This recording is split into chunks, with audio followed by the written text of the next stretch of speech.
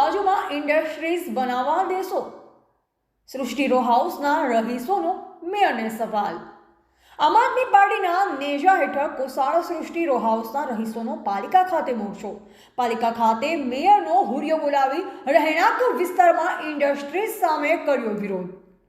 આજે કોસાળ ખાતે આવેલ સૃષ્ટિ રો હાઉસના રહીશો દ્વારા ખૂબ મોટી સંખ્યામાં સુરત મહાનગરપાલિકાના કતારગામ ઝોનના કાર્યપાલકની કામિની દોશી અમિત ભગત રહેમ નજર હેઠળ હેતુફેર કરી કોટેજ ઇન્ડસ્ટ્રીઝના નામે રેસિડેન્ટ વિસ્તારમાં કમર્શિયલ બાંધકામ ગેરકાયદેસર ચાલી રહ્યા છે.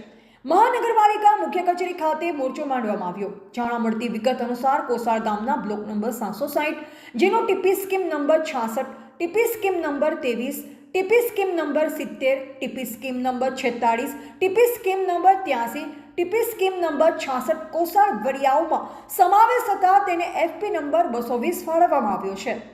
આ મજકૂર જમીનમાં ઇન્ડસ્ટ્રીયલ હેતુ માટે રિવાઇઝ્ડ એને પરવાનગી આપવા સામે સોસાયટીના રહીશોએ વાંધો દર્શાવ્યો હતો.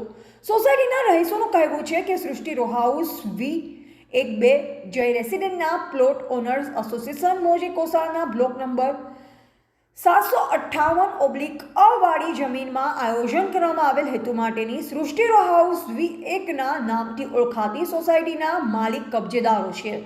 સોસાયટીના રહીશોનું કહેવું છે કે કોસાળ ગામના બ્લોક નંબર 760 જેનો ટીપી સ્કીમ નંબર 66 કોસાળ વરિયાઓમાં સમાવેશ થતા તેને ઓપી નંબર 220 અને એફપી નંબર 220 ફાળવવામાં આવેલ.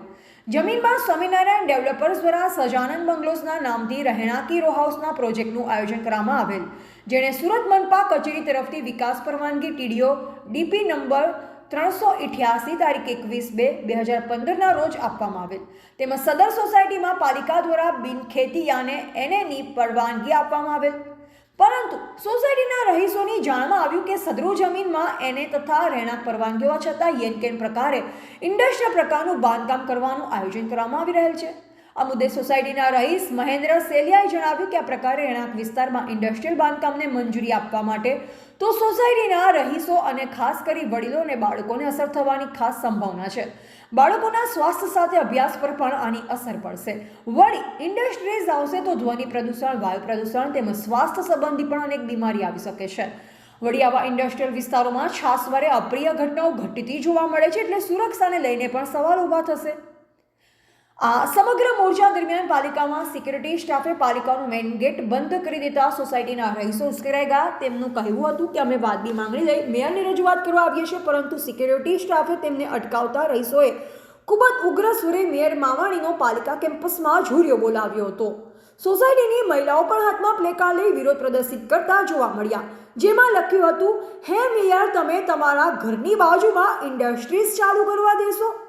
આ સમગ્ર ઘટનાક્રમમાં અંતે સુરત મનપા વિપક્ષ નેતા પાયલ સાકરિયો, ઉપનેતા મહેશભાઈ અણઘણ, પૂર્વ વિપક્ષ નેતા ધર્મેશ ભંડેરી, વિડંડક રચનાબેન હિરપરા, આપ કોર્પોરેટરો ડોક્ટર કિશોરભાઈ રૂપારેલિયા, શોભનાબેન કેવડિયા વગેરે સોસાયટીના રહીશો સાથે મળી મેયર દક્ષેશ માવણીને રજૂઆત કરી હતી. અહેવાલ કલ્પેશ લાઠિયા, સંબંધ ભારત ન્યૂઝ, સુરત.